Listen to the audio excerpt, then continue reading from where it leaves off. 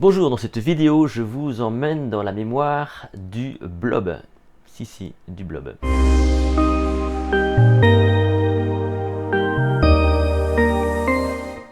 Le problème de la mémoire, c'est qu'en fait, on ne sait pas vraiment où elle se situe. C'est pas un organe, c'est pas un muscle, c'est une faculté. On sait que c'est un lien évidemment avec les neurones, avec l'hippocampe, avec certaines zones du cerveau. Évidemment, on peut avoir l'impression que pour qu'il y ait mémoire, il faut qu'il y ait un système nerveux complet, donc un cerveau pour le coup, avec des connexions neuronales. Depuis, on a quand même trouvé que dans les intestins, il y avait également des neurones qui étaient, eux, directement reliés au système nerveux périphérique, donc la moelle épinière. Donc pour le coup, il n'y a pas de cerveau à ce moment-là. Et depuis, on a découvert que le blob qui n'a pas de cerveau, eh bien, a priori, aurait une forme de mémoire. Le blob, tiens, c'est quoi déjà le blob?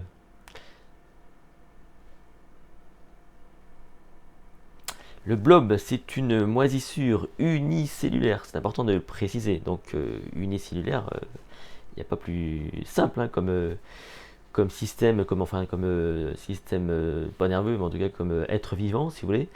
Et donc le blob, ça ressemble à ça en fait, hein, réellement. Hop, ça ressemble à ça, pardon. Et les blobs sont donc constitués de tubes interconnectés avec donc des ramifications. Et c'est ce qui va leur permettre donc sans doute de développer une forme de mémoire où ils vont essentiellement mémoriser l'emplacement donc de nutriments. Alors pour vous situer où exactement, là c'est un gros plan du blob que je vous ai montré, mais les chercheurs ont découvert que effectivement cet organisme simple, unicellulaire, a priori est capable comme ça donc de retenir l'emplacement des aliments. Allez, on va aller voir un peu plus près de quoi il s'agit.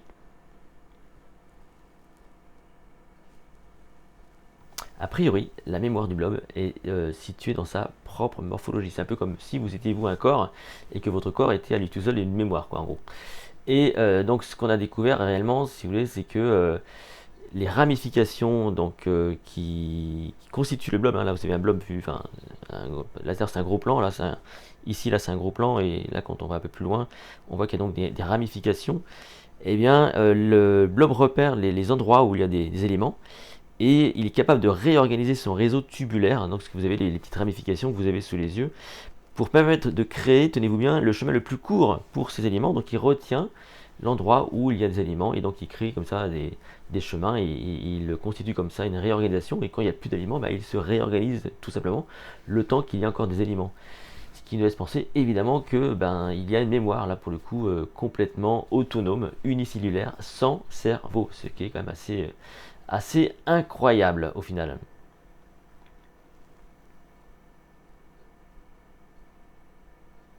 Rappelez-vous quand même que la mémoire, c'est l'art et la manière de stocker des souvenirs pour anticiper le futur, donc pour pouvoir prendre des décisions, etc.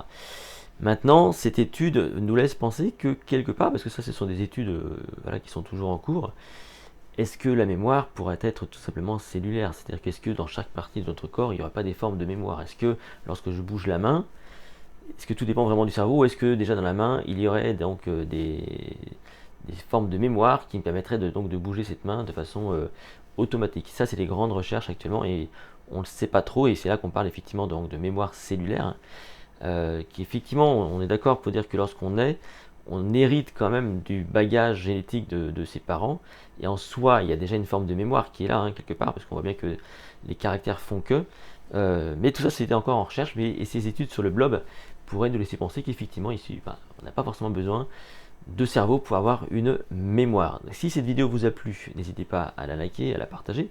Vous pouvez vous abonner à cette chaîne YouTube, me retrouver sur mon site https://les-secrets.com où vous retrouverez donc le MemoCamp pour entraîner et optimiser votre mémoire. Je vous retrouve dans une toute prochaine vidéo.